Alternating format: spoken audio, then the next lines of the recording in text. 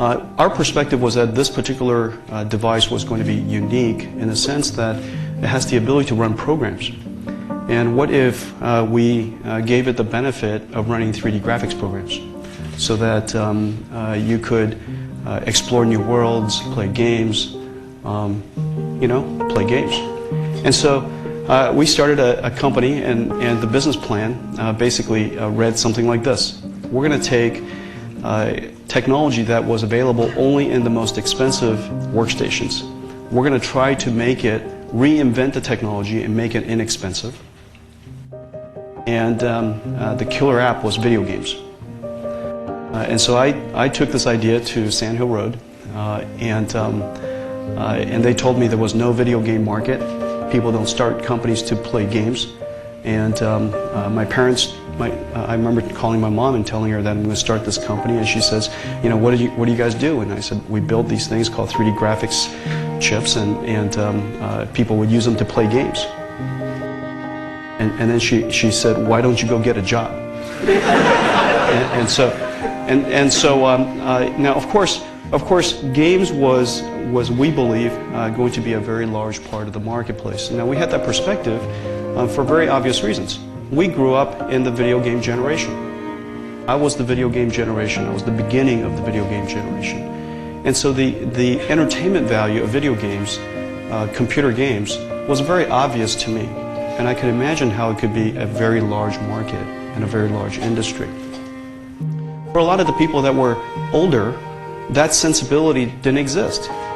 And so notice, I just described to you a perspective about the world that we had that is apparently, obviously now true, because video games is the world's largest digital media industry today. It is apparently true, and yet at the time, our common sense was unique. Nobody would have created the technology, nobody would have created a company with the sole purpose of building technology to make video games possible. And so that was our perspective. Now we felt that video games would of course fuel the technology development, but you could use this technology for a whole bunch of other reasons. And one of my favorite applications, this happened about, I guess about 5 years ago. A small company, struggling company here in Silicon Valley called Keyhole. And they created a 3D virtual world. And it had no application. This 3D virtual world, you start out in space, you see the Earth, you zoom into any location you wanted just by typing in the address. I thought it was such a fabulous way of exploring the world, going to places you've never been. And they couldn't raise a penny. And so I was so excited about the company, we put money into the company. And I went everywhere and showed that demonstration. I would tell people that this is the way we're going to do search someday. If you want to search for something, look for an address, you would type it in and we would fly you there. And satellite images will continue to download, and before you know it, you're right there on the street, and you might even see some buildings. That small company was eventually purchased by Google and became Google Earth. Google Earth is now the single largest downloaded, most frequently downloaded application in the history of mankind. Over 200+ million downloads. So 3D graphics could be used for a lot more than video games. Now that vision, if you will, that perspective, was unique at the time and hard to sell. And so we had to go and explain it to venture capitalists who had to figure out whether the technology was going to be possible, how big was the market, because it was $0 billion at the time. So how do you extrapolate, how do you scope the size of a market when its apparent size was 0 at the time? And you look at analyst reports and you study market research, and all of it would say approximately 0. It would never show up. It's a non-category, a non-market. And so it's incumbent upon the venture capitalists and of course the founders to try to figure out how to inspire each other into doing something together. And so Sequoia Capital and Sutter Hill were venture capitalists. and we got the company going with $2 million. Now, the question about perspective becomes very interesting in other opportunities in the company, other circumstances in the company. And let me give you some examples. Many years later, Sequoia Capital came to me and said, you know, there's a couple of kids at Stanford, and they have this thing, and it's an internet thing, and you just type in, you know, what you're looking for, and it shows up, you know, puts up the website. And I said, yeah, Yellow Pages. I mean, you know, no duh, right? We use it. And there's a variety of versions of it on the web at the time. We use the internet just like everybody else to do FTP and also to visit various websites. And they said, should we invest in this company? And I said, there's no freaking way they're going to make money. That stuff is free. Right? And so they said, well, you know, we can't figure it out ourselves, but it doesn't cost much to give them $1 million or $2 million. And they invested in a small company called, what eventually became Jerry's company, called Yahoo. Notice, although I had the perspective about one thing, I didn't have the perspective about something else. Just because you're a visionary doesn't mean you're a visionary about everything. Your perspective stems from your life experiences, what's commonsensical about you, what's interesting to you. And so that's important to realize that you have perspective too. Therefore, you have vision too. Now, what's interesting about these websites, like, to follow on the Yahoo story, if you remember, there were several other searches out there. Alta Vista at the time, Excite at the time, Lycos at the time, right? And now the question is, they're all doing search, and they all did a reasonably good job. Now comes the question is, what was their perspective? How was their perspective different from one another? One website thought that they were a destination. Do you guys remember that? We would be a destination, kind of like a channel. Somebody said, in fact, since we're going to be a destination, we would serve up content.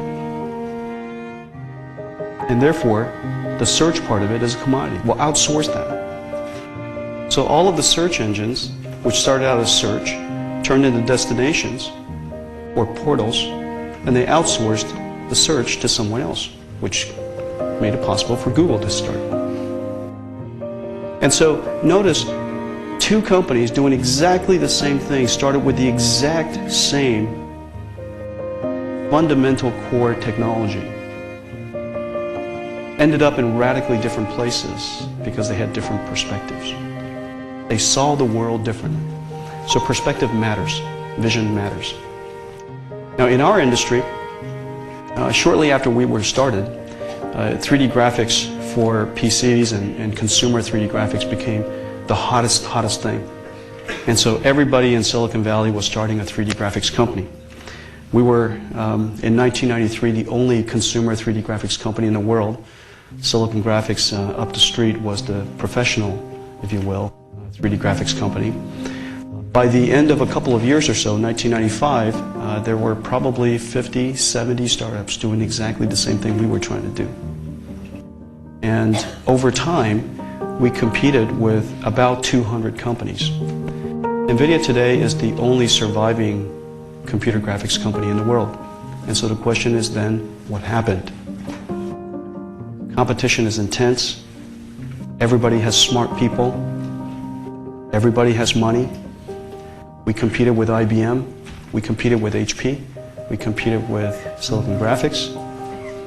Competed with Sony, 3DFX, S3, Cirrus Logic, big, small, international, local. We competed with companies all over the world. So the question is, what happened? I would argue that 300 companies armed with exactly the same technology, armed with exactly the same people, the company that wins, and let's say they all execute, and they did. With 300 companies, 50% of them are going to execute at any given point in time. And so the question is, why does one survive? Well, I think that it matters to have perspective, and let me give you some examples. I always believed that you need to understand the reason why your business works. What is the essence of your business? What makes it work?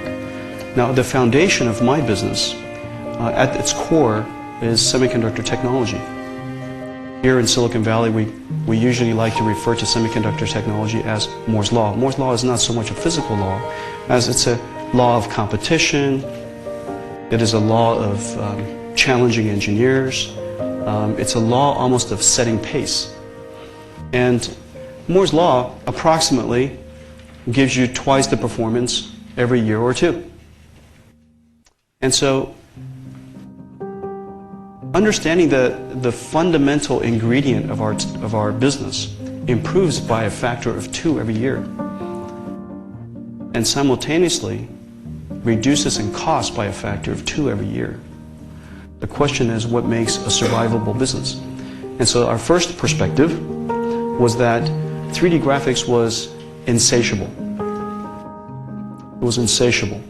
That if I made something twice as good every year, even if the customer never asked for it, even if the customer told us it was too expensive, even if the customer, when you went to float that product specification to them, told you that they're not interested, and in fact that was the case. I took our product spec to Dell and HP and IBM and Gateway, and they all told me it was too much money. You're well outside of the boundaries of what they were willing to pay for.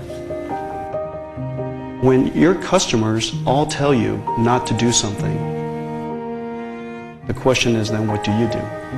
In our case, because we had this unique perspective that 3D graphics was insatiable, and Moore's Law was our friend, therefore, we should make our graphics processors twice as good every year.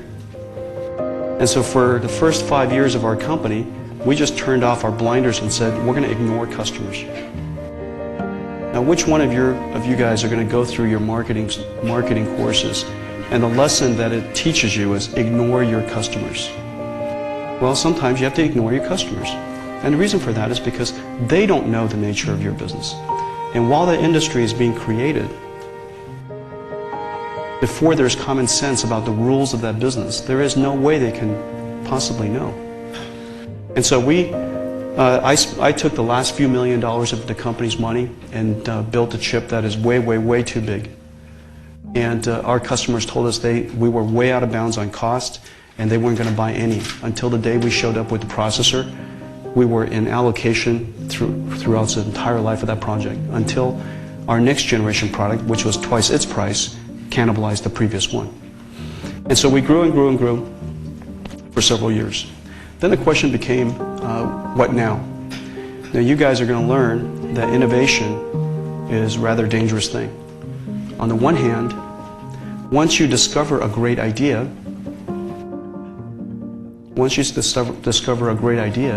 you rinse and repeat, and you make that idea better and better and better. Whether it's a laptop computer that you guys have here, or a car, or a microprocessor, or in our case, a graphics processor, we made it better and better every year. At some point, it becomes good enough. Moore's Law is a wonderful thing. Semiconductor technology enables you to make amazing leaps and bounds in technology, and at some point, it becomes good enough. And so, this is probably in the late 90s, about 7 years into our company, maybe 6, 7 years into our company, I came to the conclusion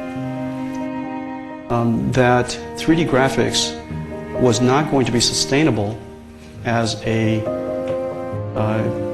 accelerator or a fixed function device that renders texture maps and polygons on the screen. That we had to change the company to make the 3D graphics processor programmable so that it could be an artistic medium for expression. Now, this is a weird word. Here we are, an engineering company, and we now want to change this chip to become an artistic expression, an artistic medium, so that all of the video games, so that all of the applications that were developed on our chip would be stylistically different. And we believed, unless we could figure out a way to make the content richer and more interesting and stylistically different from one game developer to another game developer to another, we would limit the life of our medium. And if our medium reached this end, we as the world leader would also see our end. And so we decided to make the GPU programmable and make it a medium for artistic expression, and invented a technology called programmable shader. Almost every single video game that you guys see today has our fingerprint on it, whether it's a Xbox 360 or PS3 or any PC game today. You could see elements of what programmable shaders made possible. That started a whole new innovation curve for us and kept our industry vibrant. But the crossing from one generation of technology to the next generation almost killed the company. And so that process of reinventing the company, the perspective that led us to a new idea, also risks the company in the process. And those are interesting conversations that we can have. So there's perspective matters. When a company gets larger, you guys are going to learn that as the founder or as the CEO, you have to learn new things. And many of the new things that you'll learn has to do with building products at first. And I've just talked to you about building products. Soon you'll be talking about and learning about building companies. And building companies means things that are soft and hard to explain, like building a company with a culture. What does that mean? How does the culture of one company differ from a culture of another company? And why is it that this particular culture is better for your company and not for another? So the culture of a company is important to find out, to put your arms around and to create and develop. How do you organize? We were just talking earlier with one of the guys. Are you functionally organized? Are you organized in business units? How do you deal with multiple products and multiple geographies and multiple customers? And so that's the company building process. It's mechanical, it's interesting, lots of trial and error, it's organic, people matter, personalities matter, and if you guys are interested in talking about that, I'm happy to talk about that as well. And then I would say probably the most important thing above that is to realize that when you're building a company and building a product, skill matters, intellect matters, training matters, but it's not enough. The part of it that is important to realize about building companies is that it's a challenging and painful and oftentimes extraordinarily scary thing to do.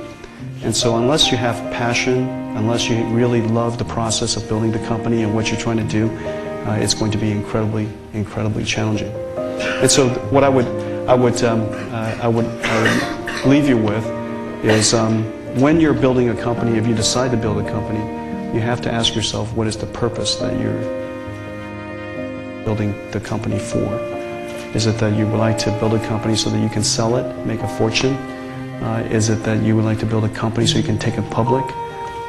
You're just a serial entrepreneur. You want to build something, let somebody else run it, build something, sell it. Whatever your reason is, be honest to yourself. It turns out that in my case, I just love the process of building things, and I love being part of something. You know, being part of NVIDIA and being part of a people and being part of a cause that is that's inspiring to me keeps me vibrant, and it's something that I'm willing to do for a very long period of time. And so I've been in it now for 16 years, and I've learned a lot in the process of being the CEO and the founder of the company. And so maybe the thing to do is, why don't I open it up now and let you guys ask me whatever type of questions you guys have. Yes, sir. What did your investors say about your idea of reinventing your company to include programmable CPUs?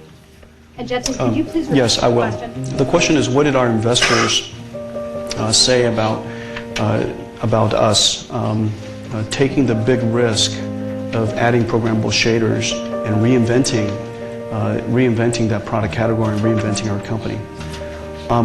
First of all, it's not a conversation you really have with your shareholders, but you do have a conversation with your management team first, your employees second, your board of directors third. Typically is the way, the process that I take. When you're in high tech, when you're in the technology industry, when the technology moves this fast, if you're not reinventing yourself, you're just slowly dying. You're just slowly dying, unfortunately, at the rate of Moore's Law, which is the fastest of any rate that we know. Right? The compounded rate of Moore's Law is pretty unbelievable. Successful product that was generating a lot of money. I know, so it's scary. And so you have to, so the question is, we have a product that's generating a lot of money, and it's very successful. How do you cannibalize it? There is a theory that if you don't cannibalize it, someone will, and it surely will be cannibalized. And so, if you want to be a market leader, you have to take the initiative to cannibalize your own products and have your ideas cannibalize your own ideas. When we went from a fixed function graphics accelerator, a texture mapping engine for games like Quake 3 and Doom and those kind of games, to a programmable shading architecture, our first chip almost killed the company. It was called GeForce FX. I don't know if any of you have ever owned one of those.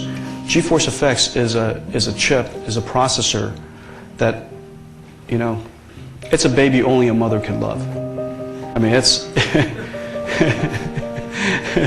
we took enormous chance in building GeForce FX, but it almost broke our back. But if we didn't build that chip, I am sure NVIDIA would be dead today. I am absolutely certain we'd be dead. It was one of the biggest gambles in our history. We had to create, instead of an API, we had to go to a processor with a language, we call it CG, and a compiler, so it's kind of like a processor. We introduced a new programming paradigm to the world that it never understood in the beginning. And so it took a lot of evangelism, a lot of marketing, a lot of education. But CG, inventing CG took us to unbelievable places. And one of our most important work today is related to using GPUs for general purpose computing. And it's extraordinary, the results of what we're seeing. And it wouldn't have been possible if it wasn't because of CG that we started that. Okay, so you have to take these leaps. Questions? Yes, sir. Some people are sort of see that gaming is sort of moving more towards consoles and away from PCs. Yeah.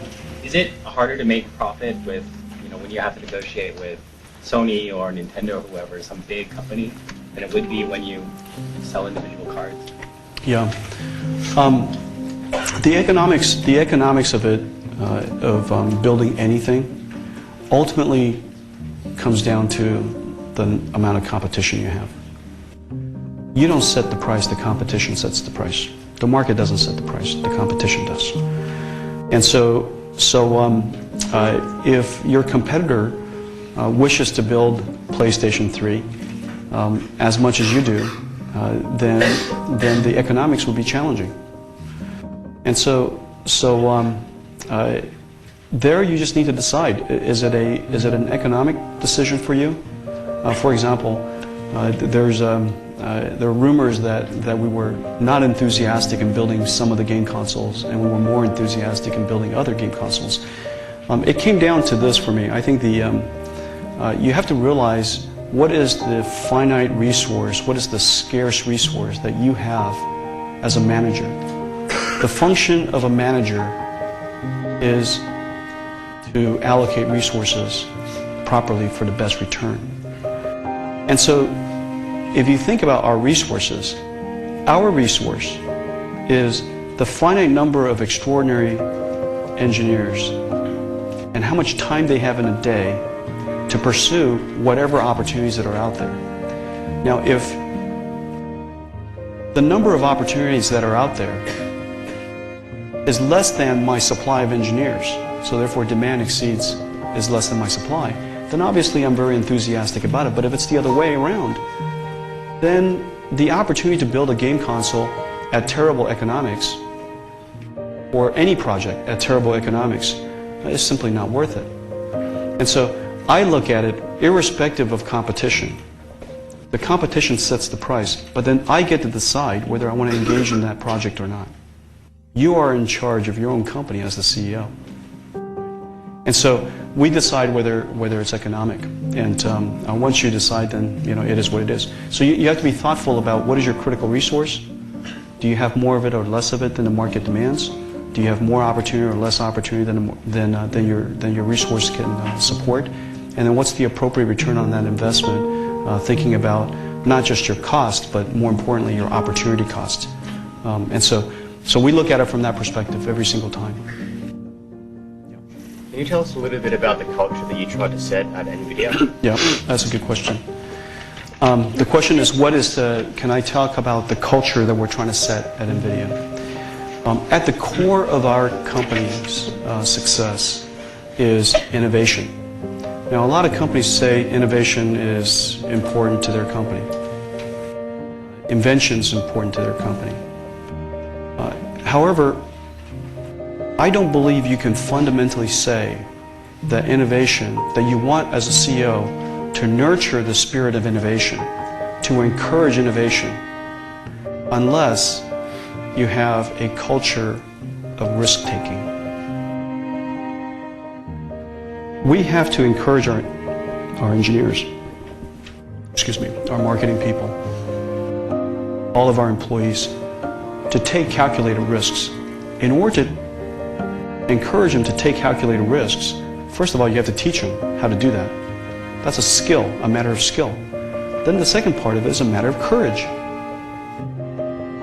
Most people hate to fail. Do you guys agree with that? Well, unless you guys want to be successful, let me say it the positive way. If you want to be successful, I would encourage you to grow a tolerance for failure. To develop a tolerance for failure. Now, when I mean a tolerance for failure, I don't mean, gee, what Janson just told me is sleep in until noon, okay? Don't do any of my homework, flunk out of all my classes because that defines failure, right? That's not what I said. What I said is, what I'm trying to say is that I want you to try things even though it is impossible to calculate precisely that it would lead to success. That your instincts, your intuition is something you ought to follow. If it wasn't because of following my own instincts or the founder's instincts or many of our employees' instincts, why would we be where we are today? And why would we have invented things that the market's never had before, the world's never had before? So you have to have this culture or a tolerance for risk-taking. But the thing about failure is this. If you fail often enough, you actually might become a failure. And that's different than being successful. And so the question is, how do you teach someone how to fail, but fail quickly? And to change courses as soon as you know it's a dead end. And the way to do that is we call it intellectual honesty. We assess on a continuous basis whether something makes sense or not. And if it's the wrong decision, let's change our mind. And a lot of people say CEOs are always right and they never change their mind. That doesn't make any sense at all to me, especially when it violates the first principles of what we want the company to become. An innovative company that invents amazing things, that solves problems for the world that it sometimes didn't even know it had. If you want to do that, then you have to cultivate that tolerance for risk-taking, and you have to then teach people how to fail, but fail quickly and inexpensively, and how to be direct with each other that this is the wrong approach and what's the better approach, and then be flexible enough to change courses and quick. And so that type of culture, if you will, in today's, if you guys were to start a company and you were building a website with an internet service of some kind, internet-based service of some kind, with the competition coming from all over the world, and it's 24/7, and ideas take no time to experiment, and a particular website or a particular company could be throwing ideas out into the world 20 a day. And so unless you are thoughtful about risk-taking and being able to change your mind, reacting to the market conditions, and being flexible, how are you going to stay alive? And so you could almost see what I just described in the nature of older companies and the nature of the newer companies. The modern companies, if you guys, I'm sure you guys all go to Google's website, almost every single application's in beta form. They're trying all kinds of stuff, right? They're trying all kinds of stuff. If they call it production and it doesn't work well, you guys would just be upset at them. So they call it beta.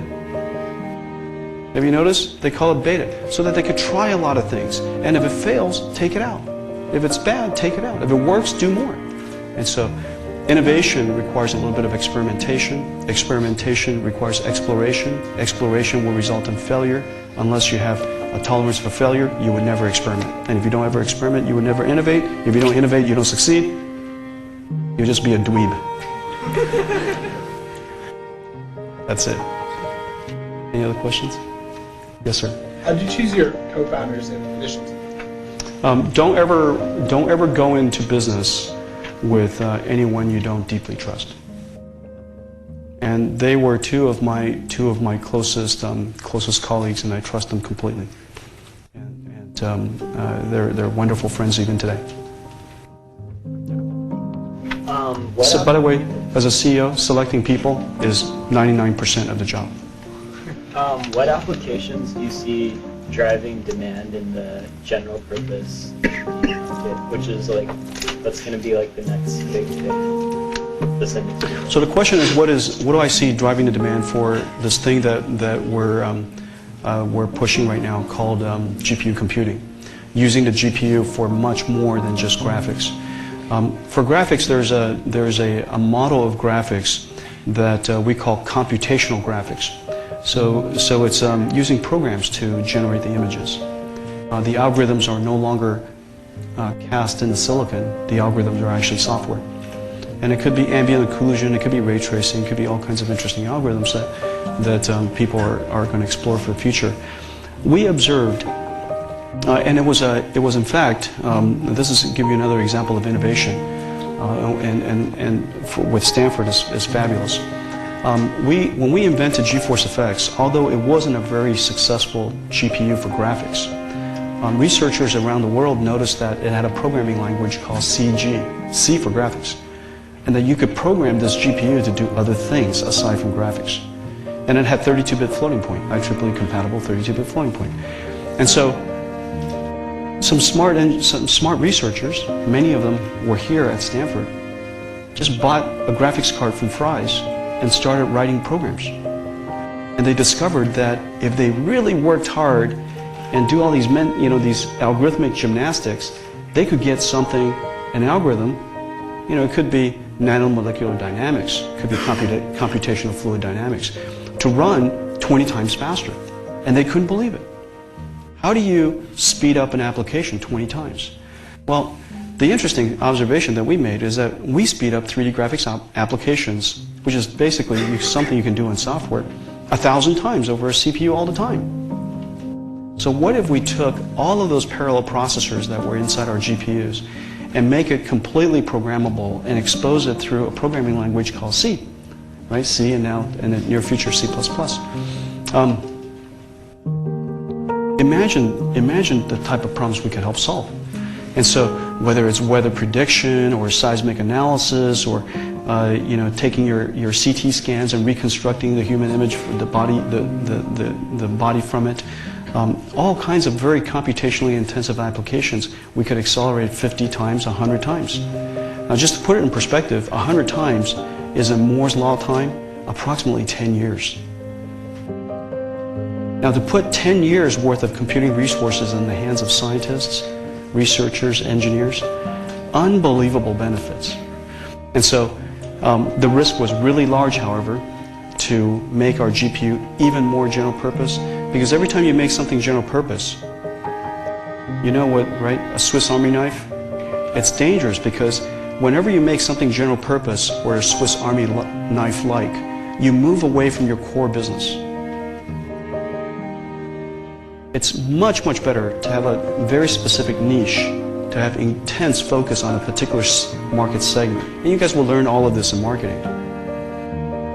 When you make something general purpose, you're all things to all people, you become, you know, what is it? Jack of all trades, master of none. Very, very dangerous move.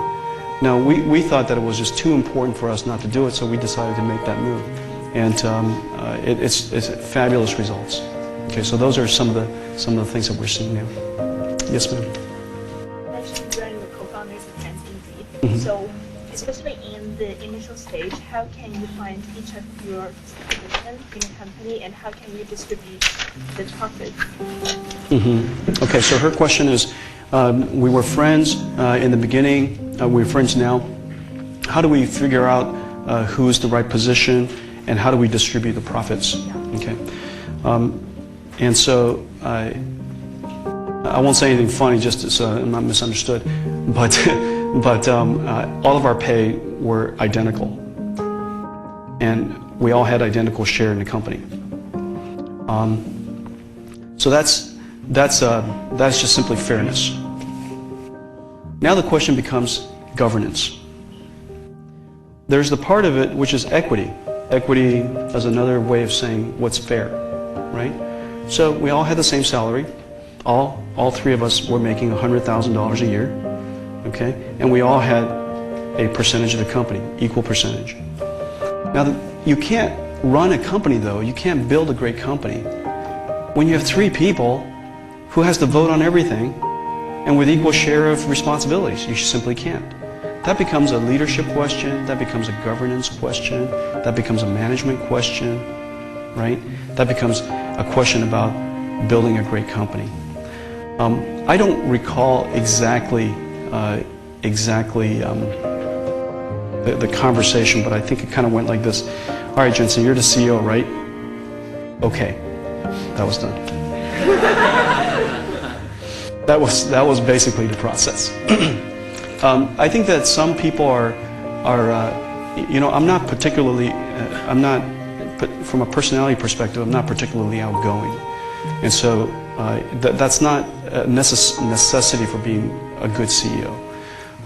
But as a personality, I've always been able to see around the corners, if you will. I can see around the fuzzy edges. And I think CEOs and leaders need to be comfortable with ambiguity. Ambiguity meaning that, you know, what does the future look like? Well, it's hard to say. Some people hate that.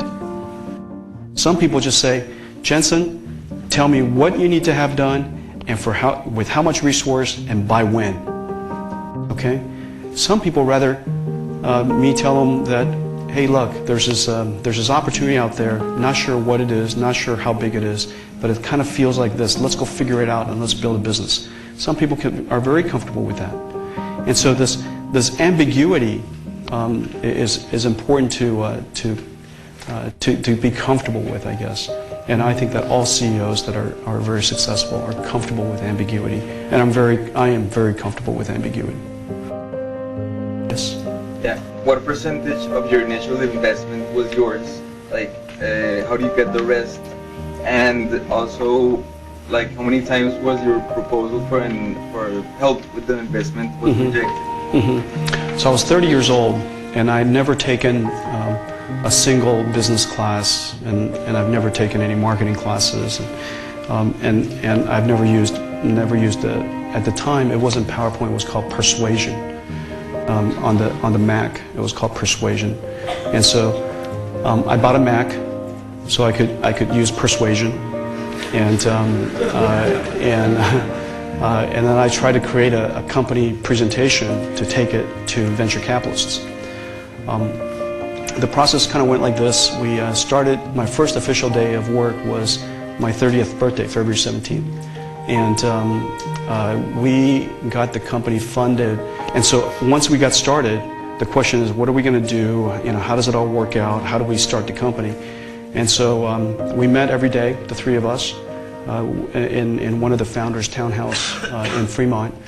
And we would get together, and there would be nothing to do. I mean, what do? You got three guys get together, you just talk, you know? So what did you guys do last night? What did you have for dinner? I mean, so you talk about that for about 6 months, okay? And the big event of the day would be, hey, where do you guys want to go for lunch? And so, Philly cheesesteak today, or, Chinese food tomorrow, or whatever. That would be like a big deal. And then after a while, it was like, could you put some donuts in the fridge in the morning for when we come? I mean, so that would be a big deal for a while. And so that lasted for a few months, just the three of us like that. I know it sounds pathetic, but it's true. Because at that time, I'm reading about books on how to start companies, and I'm trying to figure out, how to go raise money, and what's a venture capitalist, and how do you incorporate the company, and so those kind of things.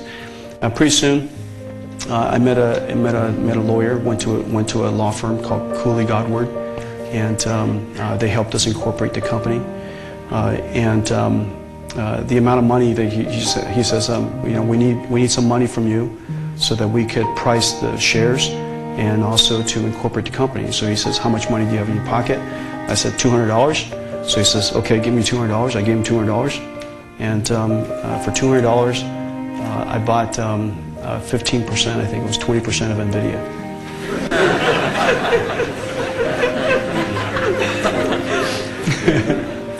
So it was a good deal. Yeah, 20%, yeah. And then I went back to the house, and then went back to the condo, and they both gave me $200, and they both got 20%. And that's how it worked, literally. Yeah, it's not much more. Here's the thing. NVIDIA, I never finished my business plan. I know it. We never finished a business plan. Never could figure out how to finish a business plan, to tell you the truth. And if I would have finished that book, and I went to Borders and got Gordon Bell's book, How to Start a High-Tech Company. It's like this thick. If I would have read the whole thing, I would have been dead now. We would have run out of money, ran out of time. And so I read the first 3 or 4 chapters, and I got to go to work. And so I incorporated the company. They introduced us to 2 venture capitalists, and I just went to their office and told them what I'd like to do.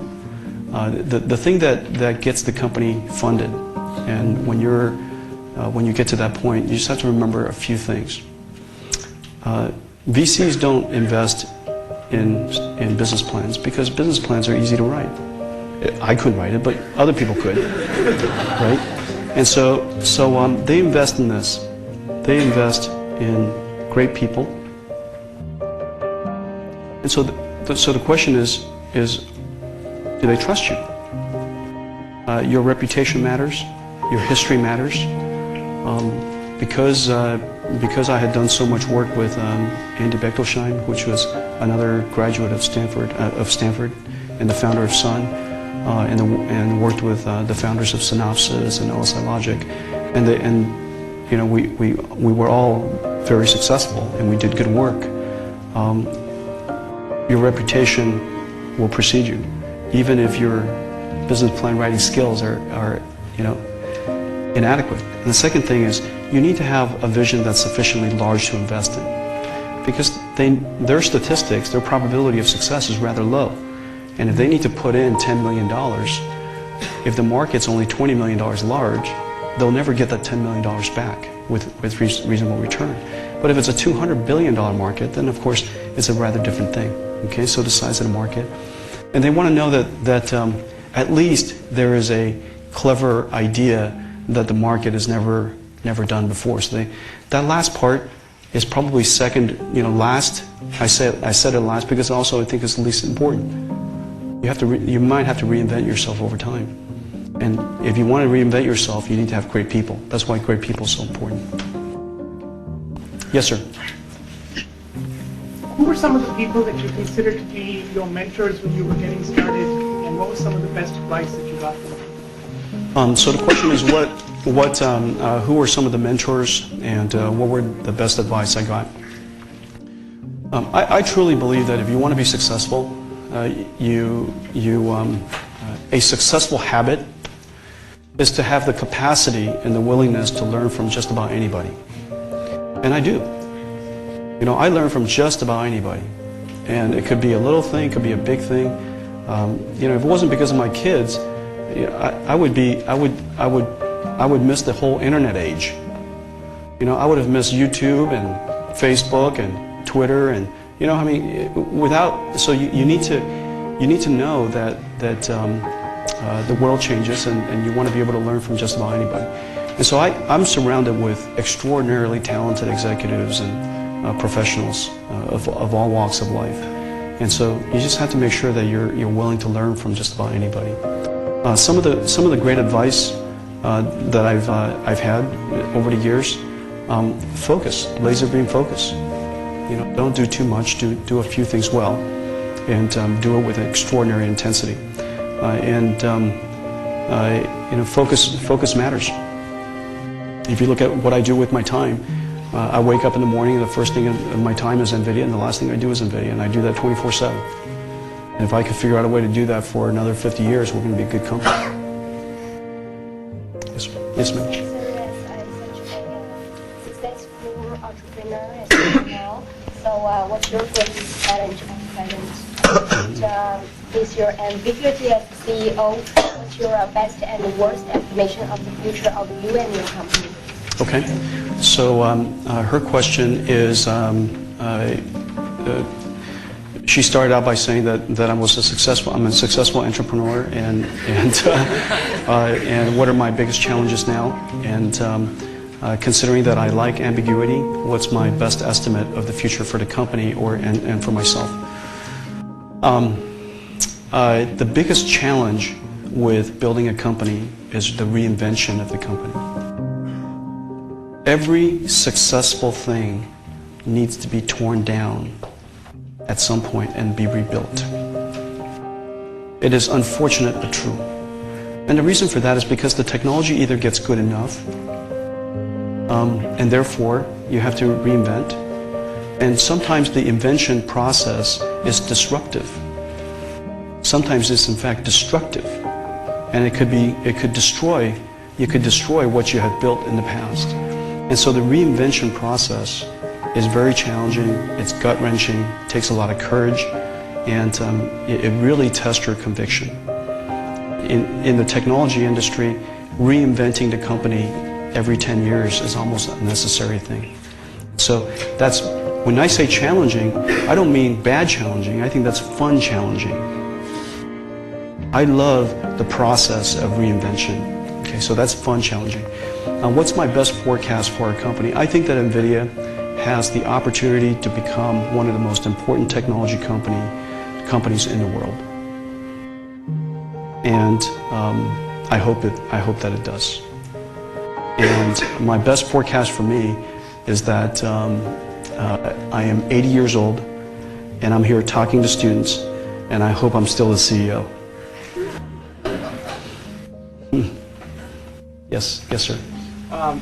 Questions about the first few years of when you start were critical. You have to survive, make sure your cash is positive, constant cash flow, cash king. So your NVIDIA case, how do you manage that?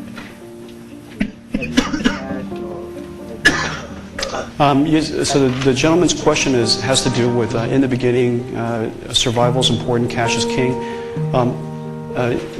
Just so that there's no ambiguity about this, survival is always important, cash is always king. And so as the CEO, you're either making money, saving money, or raising money. And if you're not making money, raising money, and saving money, you ought to be doing those three things. just stay focused on those three things. And so during the beginning, in the early days, I was raising money all the time. As soon as I was done raising this round of money, I got to raise more money. You know, you're always raising money. Just maybe there was a week break in between, but I was raising money all the time. As a startup, you're always going out of business, right? That's the definition of a startup, an enterprise that is nearly out of business all the time. That's the definition of a startup. Question? Yes, ma'am. How do you prepare for the leadership succession? Well, because I want this. The question is, how do I deal with leadership succession as a CEO and for our company? Well, I want this job until I'm 80. I just said. No, I'm just kidding. One of the primary roles of a CEO, in order to grow the company, in order to make NVIDIA one of the most important technology companies in the world, and make significant contribution to society, in order to do that, you have to cultivate new leaders so that they can have new ideas and grow new businesses and you know, maybe run a different geography, run a new different product line. And so I spend most of my time these days, sitting with our general managers and sitting with our leaders and helping them think through strategies and helping them think through challenges and helping them think through product roadmaps and helping them think through transitions and, you know, team building, organization creation, you know, how to manage, how to create processes that last the test of time. So you know, these things are lessons that I'm supposed to pass on, and I do, and I spend a lot of my time doing that. I believe this, that succession planning, by a priori picking out 3 people that the board should consider in the case that I get run over by a bus, is a toxic process. I know that it has been thought of as a methodology, a succession planning, but I think it's just very toxic for the environment because everybody's trying to figure out who got selected and who didn't. I think that it's a much better process to focus on ultimately developing the next generation of leaders so that in the case that something happens, or I'm not the right CEO anymore, there are many choices for the board to choose from, including outside. So those are, I think the company building process, focusing on that is the positive way of thinking about succession planning. A good question. How about I take one question and that's it? Okay? Yes, ma'am. Hi. I don't know if it's a good question, but it's okay. I think that's the problem with Latin America. Any question from our Latino crowd here is fabulous. I am from Peru. I have many friends who are engineers. They have many brilliant ideas, but they don't feel motivated because they don't have money, and they were looking for people who could make these ideas real, and they are only working for other people, and they don't realize these ideas. I don't know what you see that is the problem. Well, first of all, so I think, let me see if I can paraphrase the question. You know friends who have a lot of ideas, but they also have a lot of money, and so they don't really feel that motivated to do something with those ideas. First of all, money. I hope that if I leave you with anything, money is the only singular reason not to start the company. Because starting companies it's a very, very unlikely probability for success. And so if you're looking for, if that is your reason for doing it, you will likely regret the experience. You should start the company and build a company because you so believe in your idea, you're so passionate about it, and you want to build something great. The only reason you want to do it. It just comes along. It's fun. I have plenty of money,